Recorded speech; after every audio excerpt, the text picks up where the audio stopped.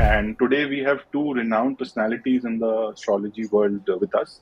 We have Miss Anastasia from US and we have Mr. Alok Khandelwal with us from India. So Anastasia is an astrology practitioner and an accomplished teacher of the natal and predictive techniques. She runs multiple courses on her website and is active across YouTube and Instagram, where she tries to explain complex topics in very clear and in usable format, which is highly accessible to the people who are very new to astrology. Today, she joins us to discuss about Rahu and Ketu from a technical and a psychological perspective with us. Welcome, Anastasia, and we're truly honored to have you in this discussion with us. Thank you. What a great introduction. I feel like I couldn't introduce myself better than you just did. And thank you. And we also have Alok sir with us. So Alok sir is the founder of Astrolog, an institute offering Vedic astrology and consultations. Sir has been practicing for more than 25 years now and has helped students and seekers in more than 50 countries across the globe. And I'm one of those fortunate people to have been blessed by him. His approach to Jyotish is not only as a medium to predict the future, but it's more being used by him as a tool to understand what is my sole purpose and why I was born. So, sir, welcome to this discussion and thank you for taking the time out. Thank you, Raghav. Thank you very much. Yeah. So, first question, we'll open this discussion with a very, very high level understanding of who Rahu and Ketu is. And Anastasia, I would love if you could give us a perspective on this.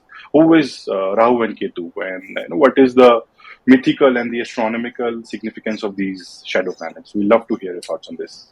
Yeah, thank you. So I am a Western astrologer, right? So it's interesting to compare a different perspective. And in Western astrology, there are a couple of ways of looking at Rahu and Ketu, which are known as South Node for Ketu, and Rahu is a North Node. And so astronomically, these are not physical bodies. They're points of intersection between the solar and the lunar orbits.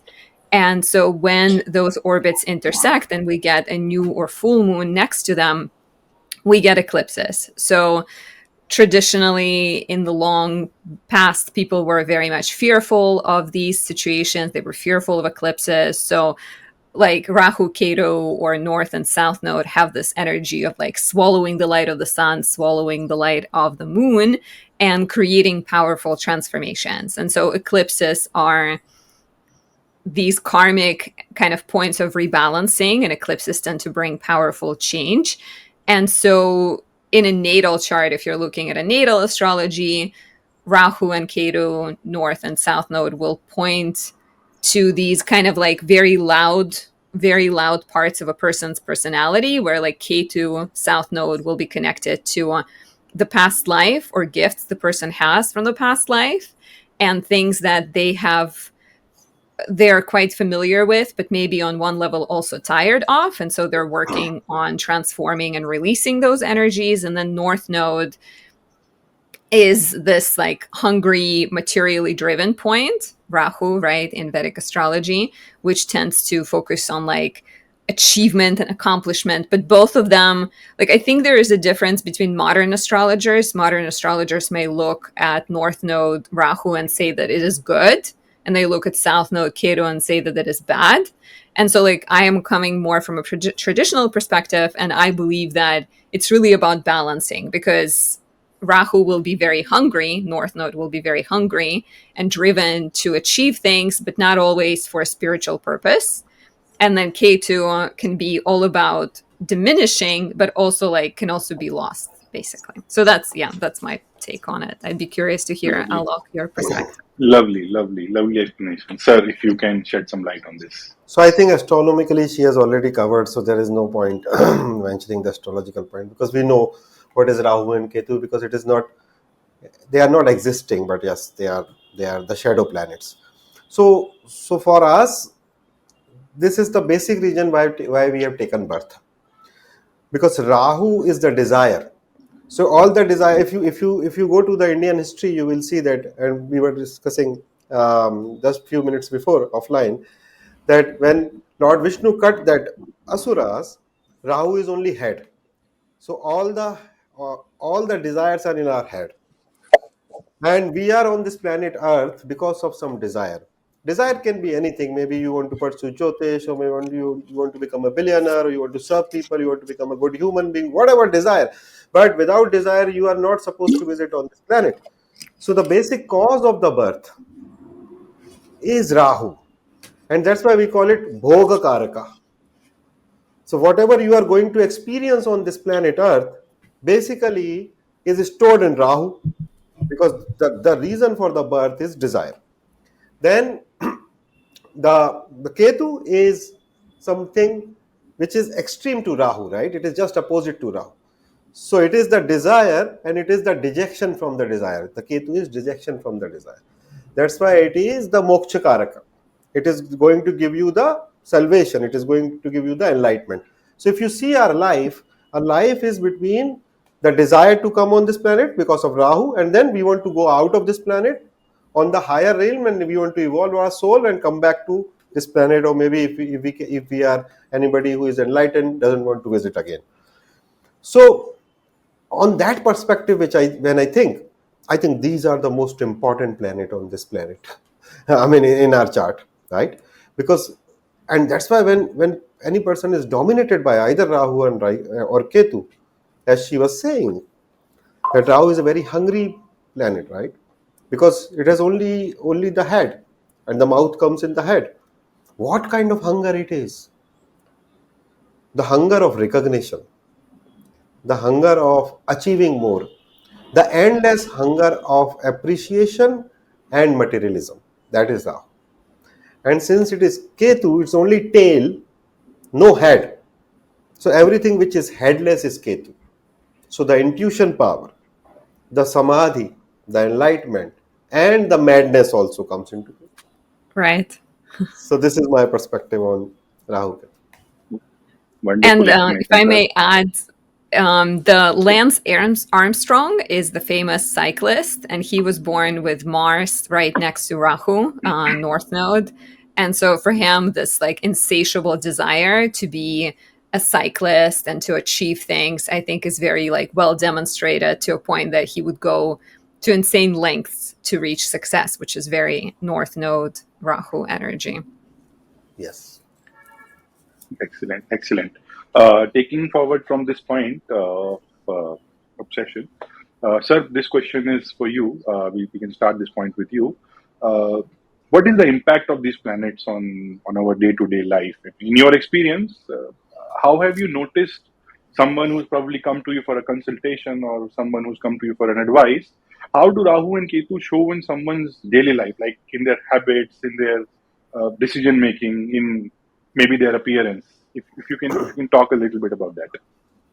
So if you see somebody who is dominated by Rahu, the first thing which you will see in him is discontentment, because it is the asura.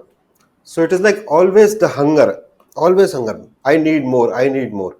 So the discontentment is the first key which I'll see. And you can see people from their face that he is running into Rahu dasha, or maybe because it is that tendency of getting more, and then since it is nowhere. So how I define Rahu is something which is there but you cannot, I mean, which is not there but you think it is there, right? Like the way when you go to a desert, you think there is water, but there is no water. So that Maya is Rahu. So when people who are dominated by Rahu, you will see that they are very Maya oriented. Materialism is like, and it is a planet for obsession.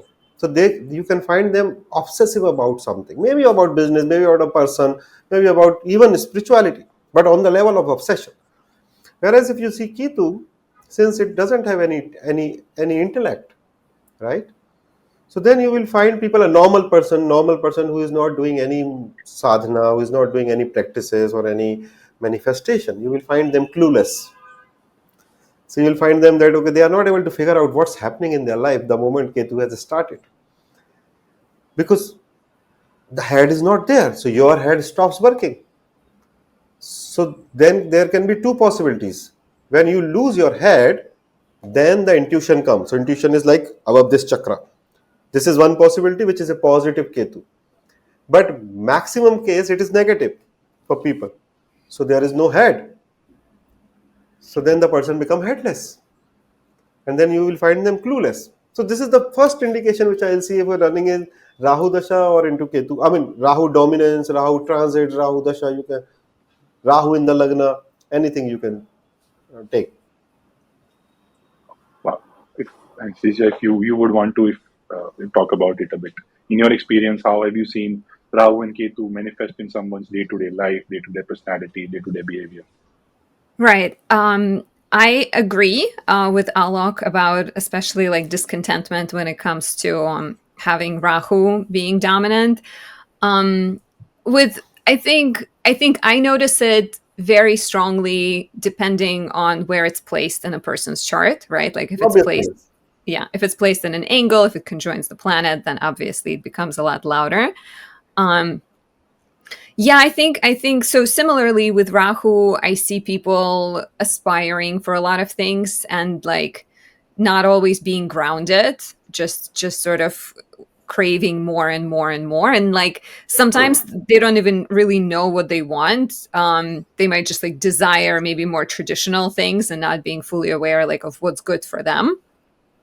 And with K2, I see like I also see so I would agree, yeah, I would agree in terms of like maybe being lost, like clueless, clueless. But I also personally I see like people eventually or like spirituality being a big part of their life because they're so confused because they don't have this maybe traditional desire that Rahu represents.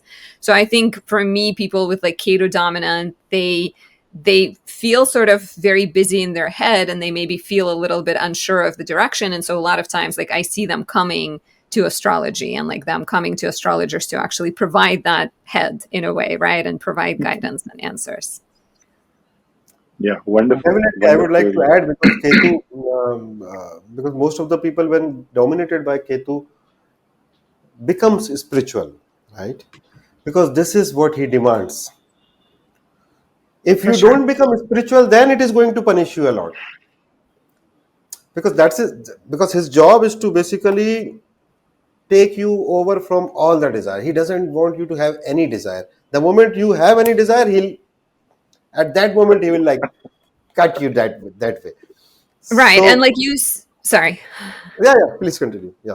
No, you just see people with like, if someone is Rahu dominant, they may have like a highest paying job, right? And they want to have like a house and the best car, and they might just have a lot of material things, like things you can put money signs on.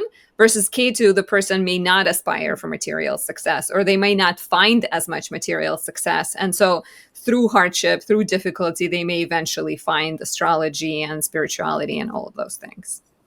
True. True. Wow, great. So, Anesthesia, I would want to take this point forward, what you just mentioned and what Sir also mentioned. That Rahu is linked to obsession.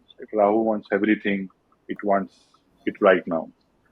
So, how can we tell when this will lead to success in one's life and when it's going to lead to self destruction? Where is the line and how do you read it in a chart? This What a is good specifically related question. to Rahu. Yeah. Yeah, it's a really good question.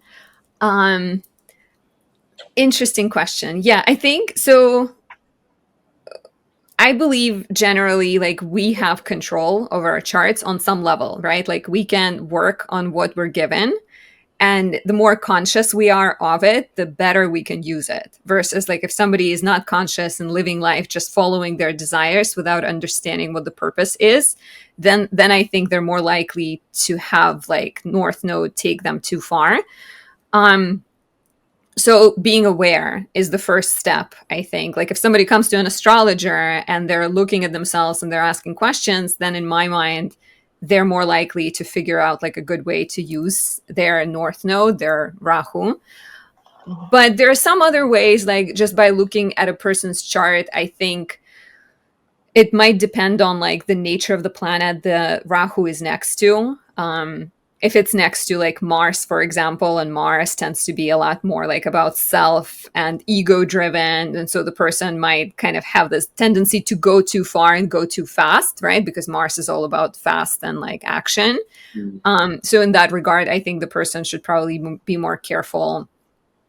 I'd say if like Rahu is next to Jupiter, they can take their beliefs too far, but hopefully also keep refining and keep rediscovering and keep like finding better answers.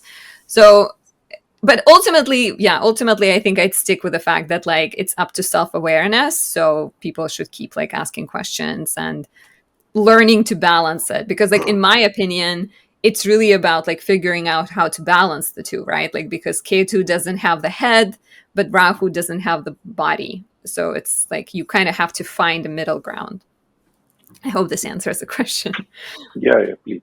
Sir, if you can shed some light, what is that line where Rahu gives success or self-destruction? What is that line? What is that placement? What are So those there are combinations? so obviously I am agreeing what she's saying, and then I just want to add my view on this.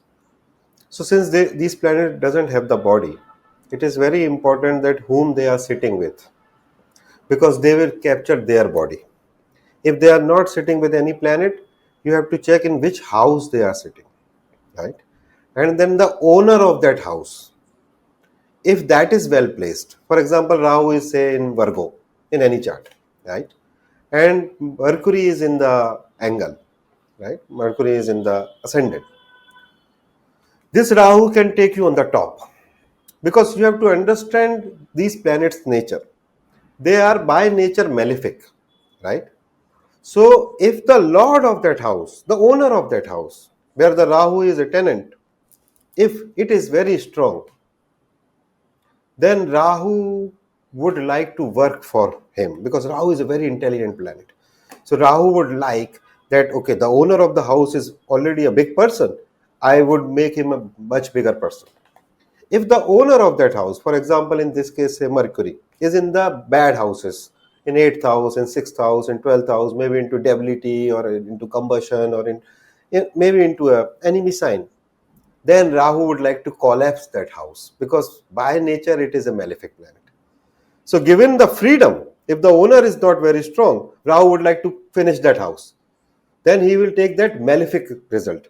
If the owner is well placed, or the planet conjuncting Rahu is a benefic, then Rahu would like to take the aspect of that benefit, and then he would like to give more result. As per Shastra, Rishi Parashar has said that Rahu Ketu, when they go into the Kendras, angles, or in the Trikonas, trines, and if they are aspected by benefic, they become Raj Yog Karak. This is what Rishi Parashar has said, right?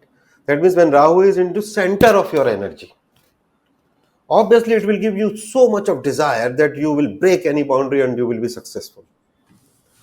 But if this planet wants to give you problem, then he is the natural trouble creator.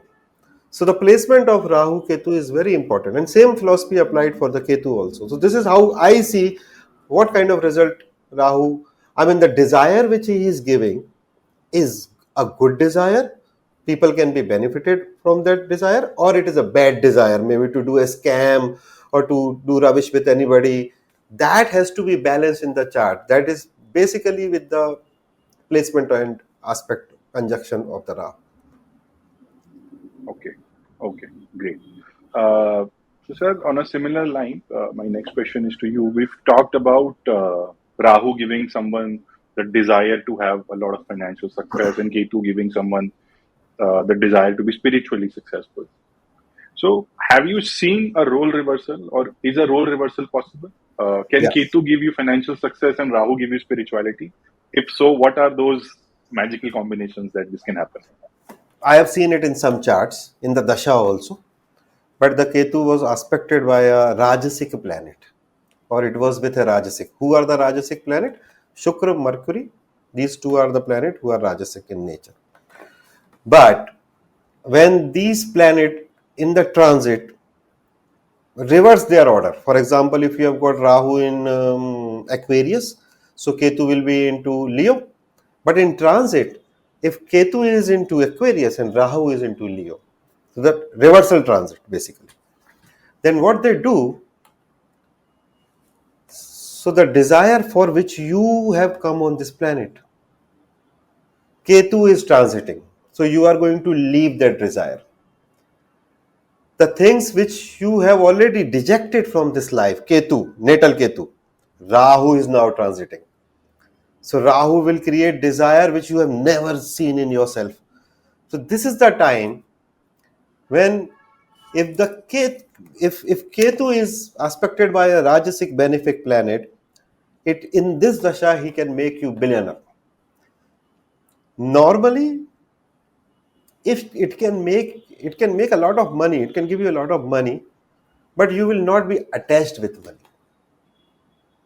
The person will not run away for money. That's his nature.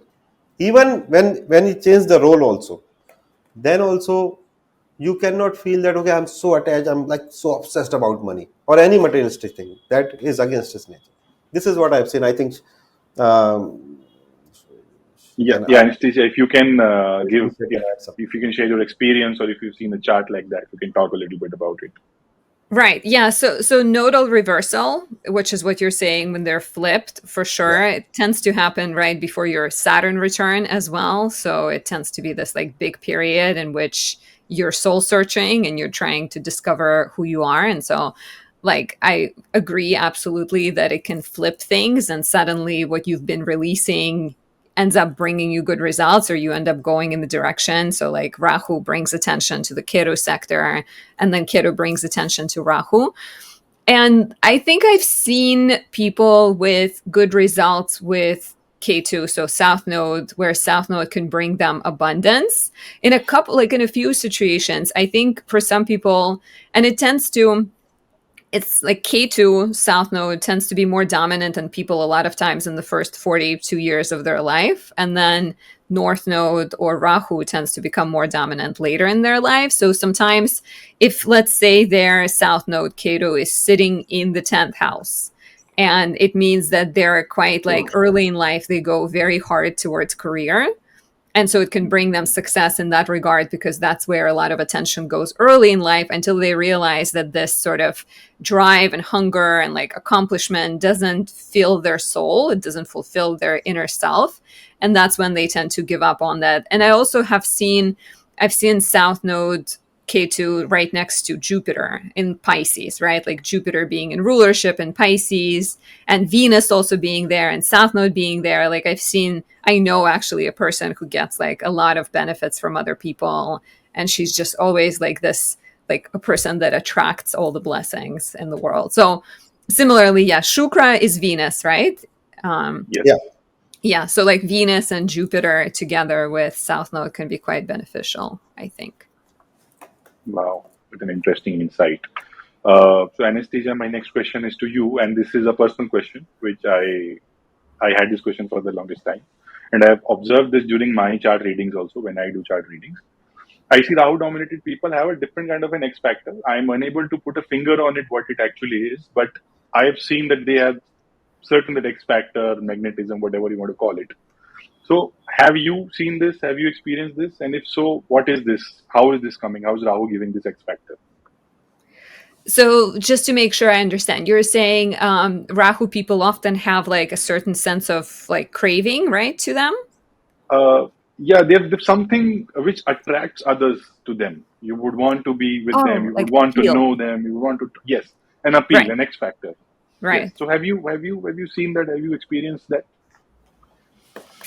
Have I seen this? That's a good, yeah, another good question you're making me think, which is the goal here, right?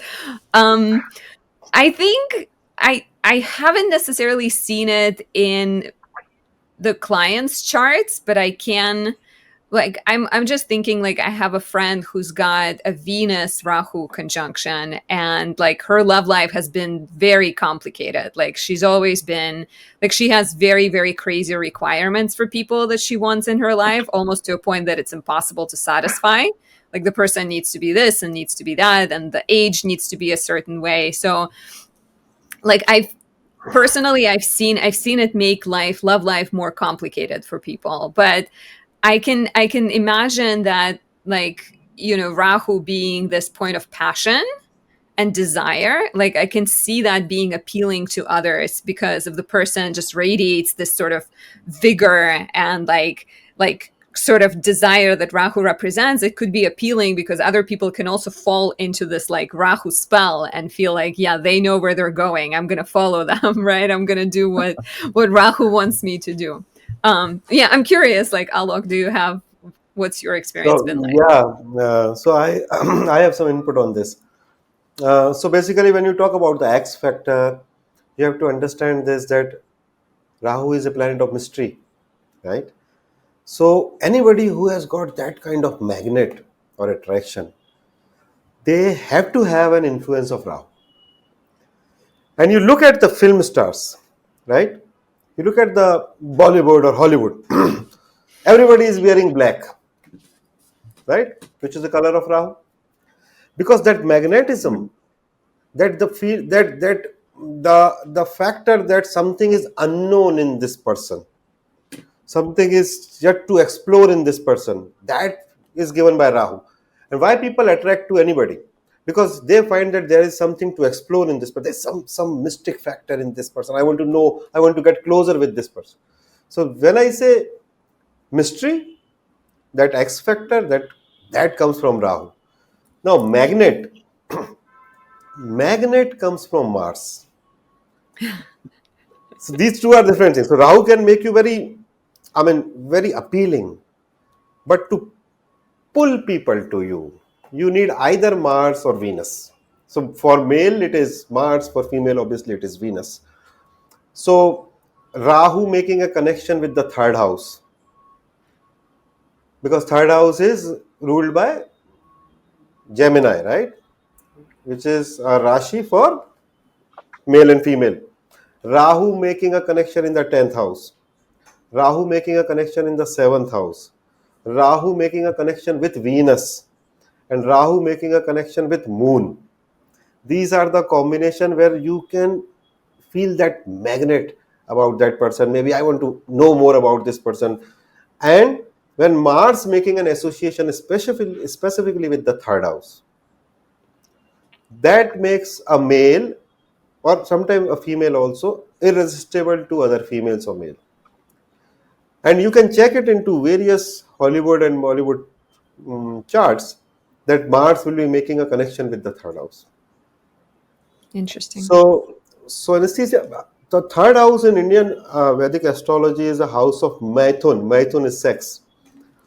Huh. So yes, so Okay. because that's why the third to third, fifth house is love. So it is like third to third. We call it bhavat bhavam. So third house is a house where all the and it is eighth from the eighth. The eighth house is a house of mystery, and it is the eighth from the eighth house, which is the third house. So third house and eighth house, when they connect, and Mars is a natural ruler of the eighth house, right? In the Kalpurush chart. So Mars connect with the eighth house, third house. Rahu connect with Venus, third house, eighth house. These are the combination of magnetism or maybe mysterious people. And then one more to add, Rahu in the Arudha Lagna. So there is a Lagna, everybody, right? Arudha Lagna is a Lagna for image in the others people's mind.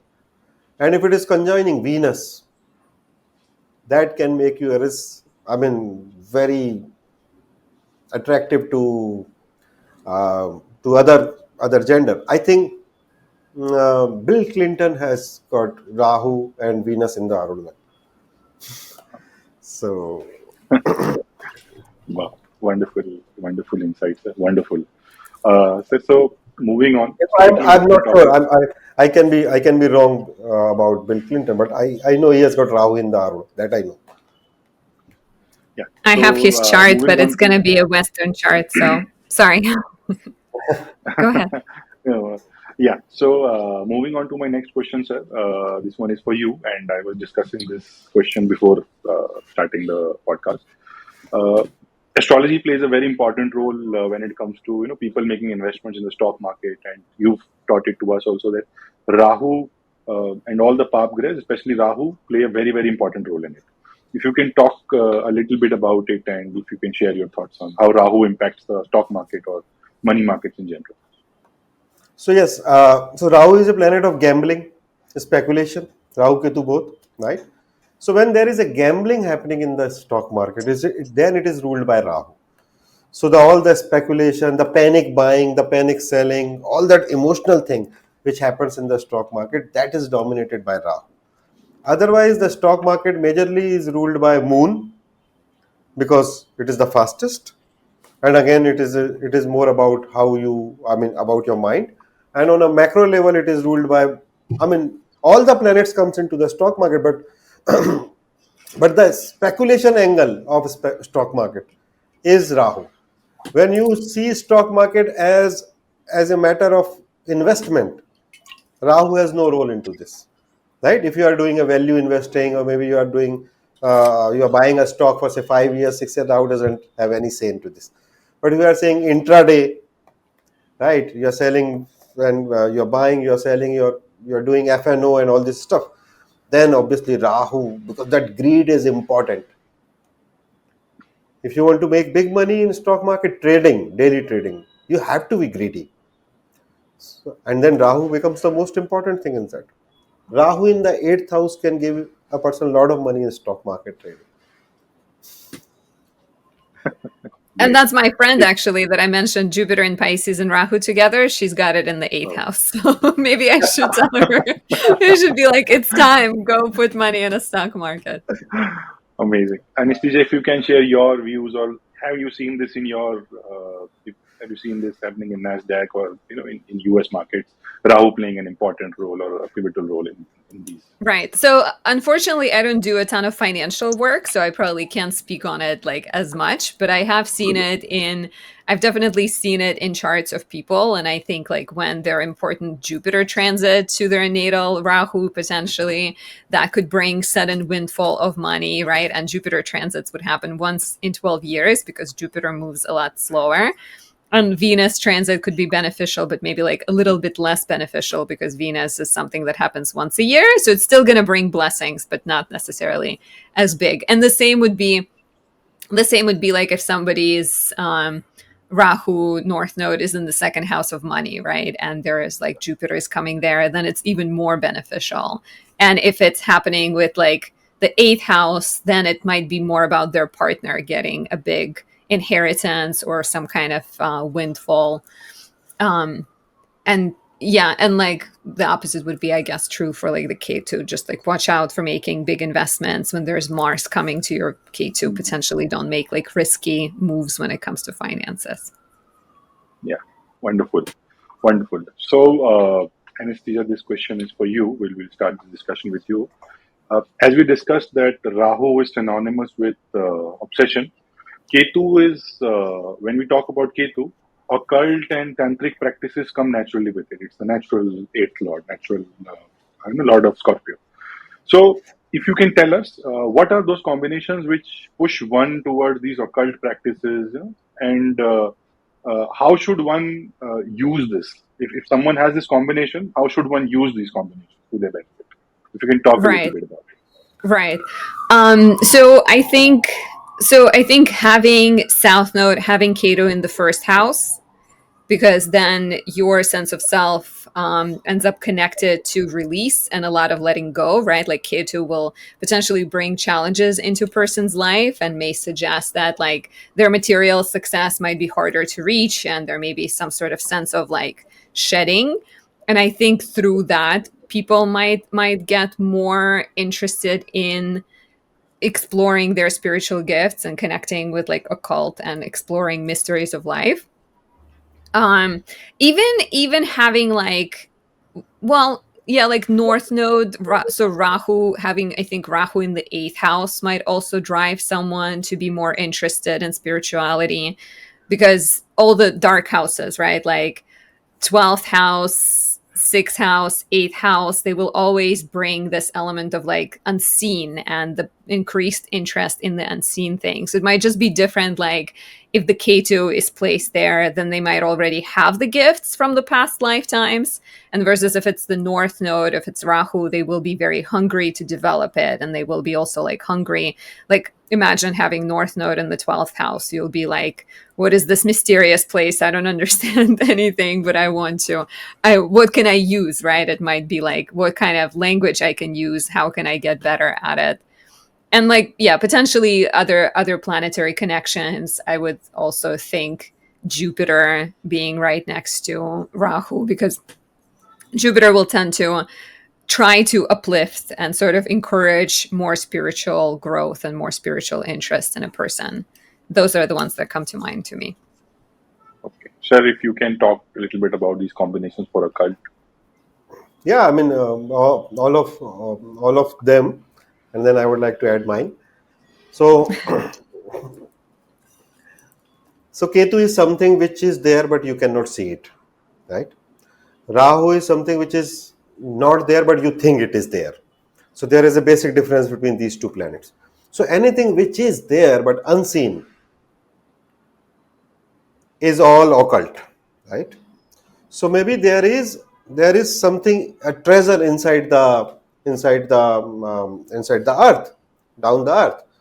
That is Ketu, right? It is there, but you cannot see it. Same way, whatever inside you as a spiritual practice, it is there in you, but you cannot see it. That's why Ketu is a mokshakaraka. So any occult practice, basically, in a positive manner, is Ketu. And any occult or tantric practice in a negative manner is Rahu. So when this planet Ketu creates a combination with the fifth lord, fifth house, eighth house, ninth lord, ninth house, and obviously Jupiter.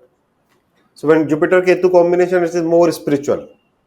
But if the eighth house comes into the picture, then it becomes a little tantric or Jyotish or occult or that sort of thing. Now, one of the most important Rashi or sign for this is Scorpio. So any occult practice cannot happen without the help of Scorpio, because Scorpio is the natural eighth lord, right? So fifth house, your practice or your mantra, eighth house, occult, and either the 10th house, that becomes your profession, right? Or maybe in the 9th house, that becomes your religion or your spiritual practice. These are, I think, some of the combination. And for a negative tantra, I have seen so many people having Saturn Rahu in Vrishchik, or I mean Scorpio, or Scorpio is aspected by malefic. Then these people can be affected through tantra.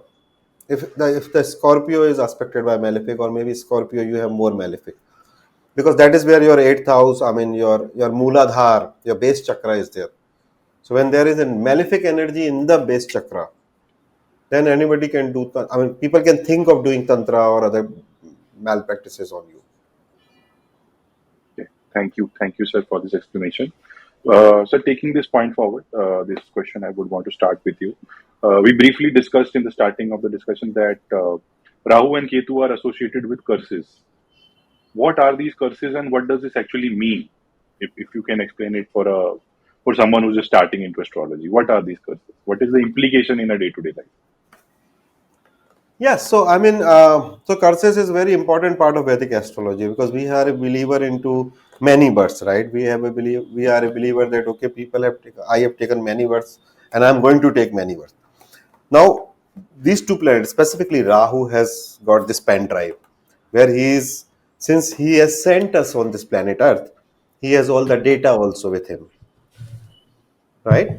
And generally a negative data, because your positive data is stored into the fifth lord, or maybe into the Jupiter, the quality of Jupiter or quality of Venus. Your negative data is stored in either in Saturn or in Rahu, right? And Rahu works as Saturn, you all know. Shanivat Rahu, Kujbat Ketu, Rishi Parashar has said. So when Saturn is a planet of karma, Rahu is the agent for that Shani. So what Rahu is doing? So Rahu is creating a desire in my head, and then creating that anxiety, and then I will break any boundary, I will do something, some mistake, and then Saturn will count that karma. Right? So this is how the entire sequence basically is going. Now, when you are talking about the curses are our own karma or negative karma which we have done in the past lives. For example, somebody has abused a girl or maybe raped a girl, right? So that girl must have cursed him badly, right? When she must be crying, or she must be going through that, must have cursed that person badly. That emotion of that girl is stored in Rahu as well as Venus of that person in the next birth. So that's why we say when Rahu is conjoining Venus and aspected by a malefic, it is a curse of a female in the last birth. When Rahu is with Moon and aspected by one more malefic, it can be a curse of the mother. When Rahu is with Jupiter, it can be a curse of a guru. When Rahu is Mercury, it can be a curse of a kid. Mercury is a kid. And obviously, for that curse to manifest in this life, it has to be badly afflicted. And the issue with the curse is that there is no remedy for the curse. If you read our scriptures, even the gods has to go through the curse. So Lord Rama, Lord Krishna, when they were cursed by somebody because of any reason, they have to fulfill the requirement of that curse. And when there is a chart where you will say, okay, the curse is manifested. When it is manifested, when a benefic is completely either conjunct or aspected by all the three malefic. So Rahu, Ketu, Shani, Mars, right? Saturn, Mars, making a relation. Then the curse is manifested. So the indicator of that curse is Rahu, because Rahu will always make a relationship with that particular planet, and that's why it is like a snake, right? The head of the snake, which has all the poison. So that planet, say Moon or Venus, become poisonous for you. And the moment you get into a relationship, for example, your Venus is cursed, you get into a relationship, you will be beaten. Doesn't matter. Doesn't matter what good you are doing. You will be crying because you say, I have done everything right in this relationship, but this person has done completely opposite to what I have delivered. Because that is the last birth curse. So curse is like very critical. I give a lot of thought to curse, because curse are generally, you cannot repair it easily. You need a lot of sadhana to basically repair a curse. What is Sagna? Sadhana is a practices, spiritual practices, Okay. spiritual practices, meditation, chanting, and yoga exercises. All these Got it. practices. I'm so sorry Great to not using explanation. Hindi words. No, it's okay. It's so interesting because, like, in Vedic astrology, this idea of like curses, I think, so much stronger than it is in the Western astrology. But we talk in Western astrology, we talk a lot about like bad karma, right? And so bad Yes, karma, in a way, is very similar to a curse. And I yes, think, to add to that, if I may, when we go through like if there are eclipses happening in the first and seventh house, right, when the person goes through them by transit, that tends to bring up a lot of things that haven't been processed and resolved. And like consistently, I think when like Ketu comes around, south node eclipses happen in the first house, like it strips away the person's understanding of themselves. It often takes away like material accomplishments or how they have seen their life going. Like I'm seeing it in a chart of a client presently where like she had this one image of how her life is supposed to be in a very like, it has to be A, B, C, D. And then Ketu comes around and eclipse happens and it's like, no, that's not at all what you're meant to be doing. And like maybe sit down right now and struggle a little bit and like think about your life, meditate. And yeah, and like Rahu as well. I think when North Node eclipses happen in the first house, like people experience major like ripening of old karma and new beginnings that sometimes are unexpected. yes. And then we Wow. given equal importance to curse. I mean to eclipses basically. And in our scriptures, the birth in the eclipse time is specifically condemned. So they say that Oh well. you need to do some remedies if you are born on an eclipse, because either they because both moon and the sun, the mother and the father, or the soul or the mind, they were into malefic influence of Rahu Ketu.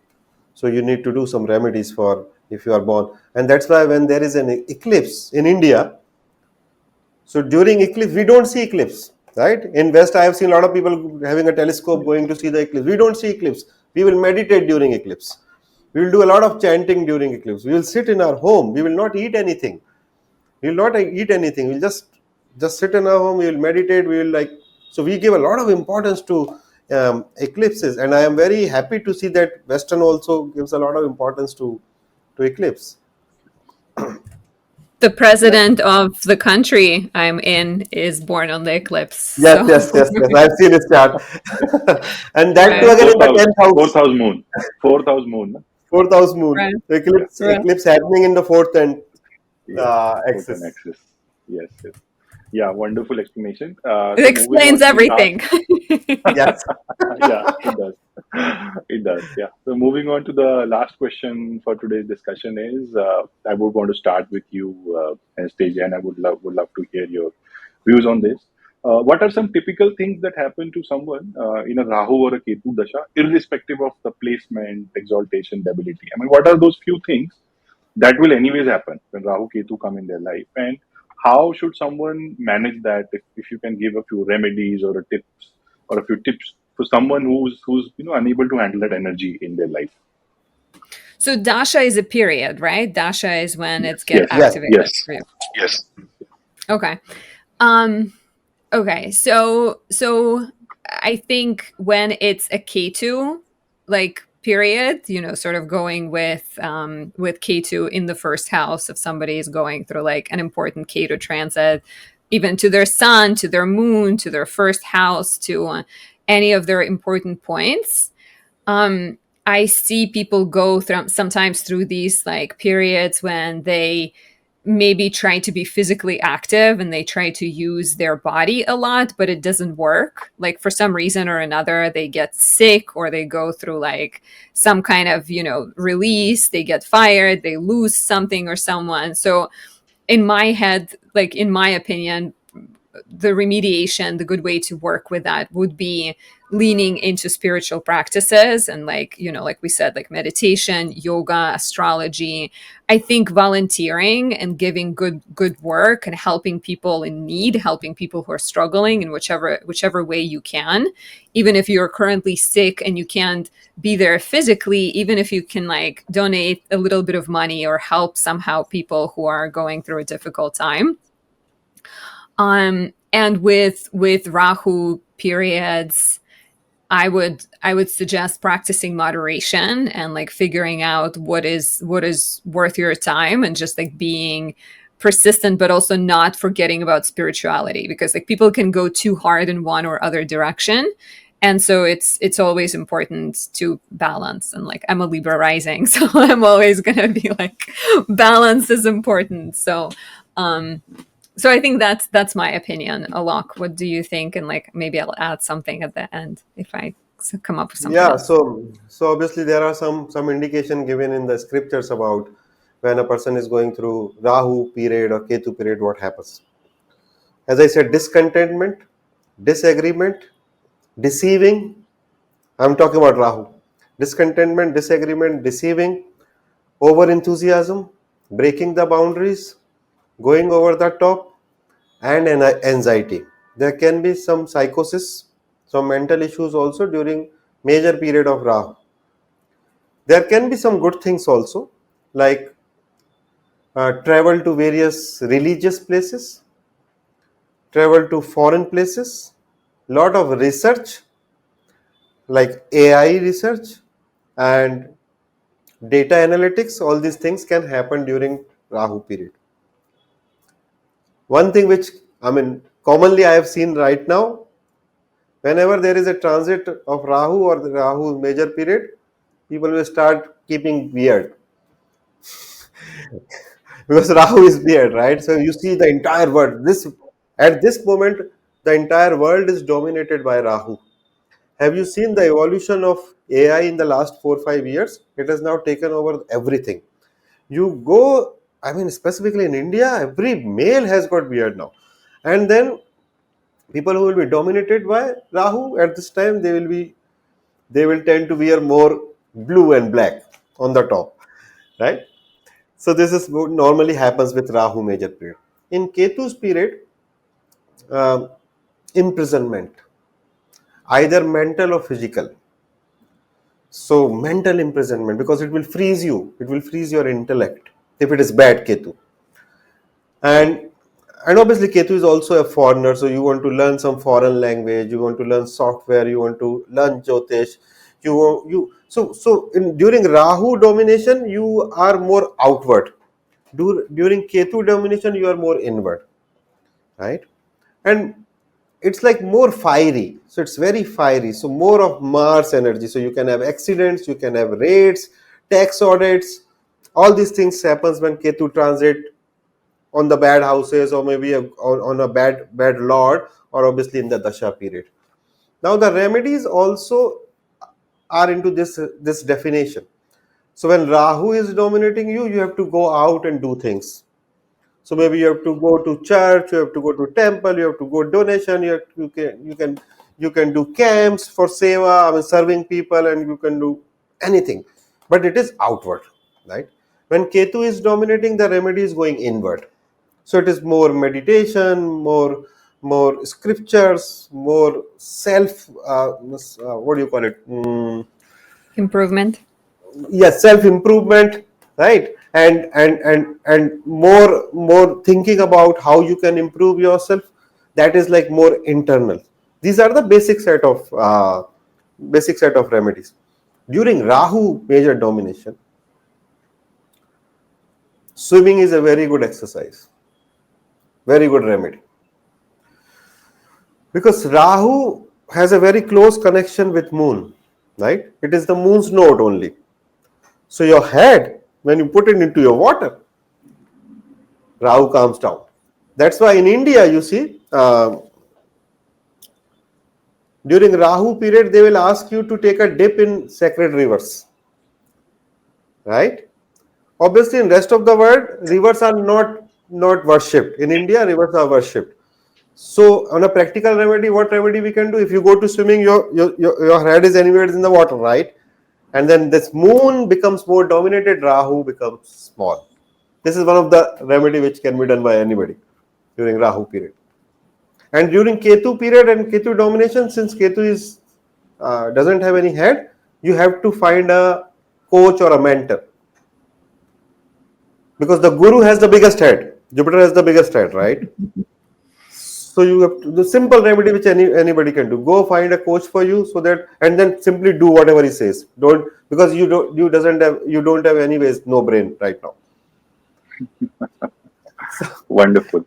It might Wonderful. it might also be interesting to look at like the signs that Rahu and Ketu are transiting, right? To maybe even be more precise with remediation and suggest like what is good to do. Like if Rahu is in Pisces, then it's definitely good to swim because it's a water sign. Also good to write poetry and maybe like go and I don't know, go to music shows, create music, things like that are more Piscean. And like just from a personal experience too, when Ketu was transiting my first house, I went on a trip to Nepal and got my yoga teacher training. So that was Yes. like very much let me go somewhere far away and just connect with my spirituality.